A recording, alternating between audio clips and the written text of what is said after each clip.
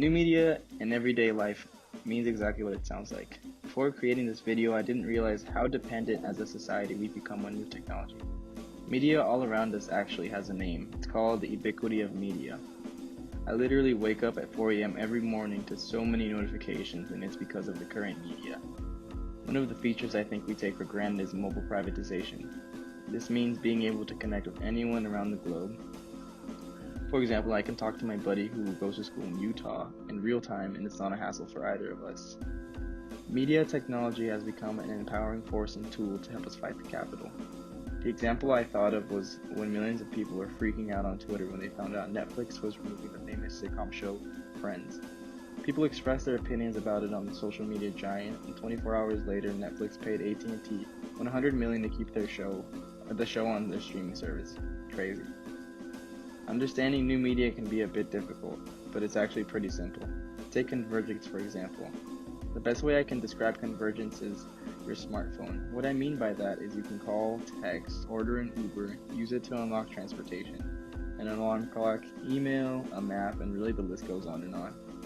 Convergence just means all in one device. Web 2.0 was the first step towards the world as we know it today. It brought the ability to create and interact. Without Web 2.0, this generation would be lost.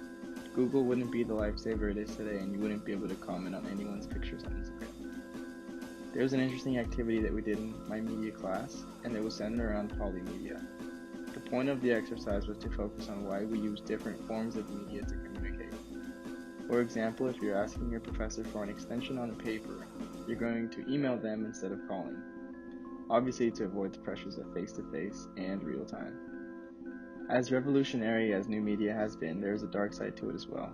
Because of the creation of Web 2.0 and the ability to create and interact, we as consumers of media have become prosumers. We're able to use an app like Facebook for free because they rely heavily on our personal information to optimize their services to be as efficient as possible. So we consume and produce at our own expense with no financial gain except a free app. Just look up what Cambridge Analytica did with Facebook data. Surveillance nowadays has become extremely dangerous in new media. There are hundreds of apps on our phone that track our every movement and report that information to their superiors, and boom, prosumers again. And finally, we have the trolls that are involved in our everyday life.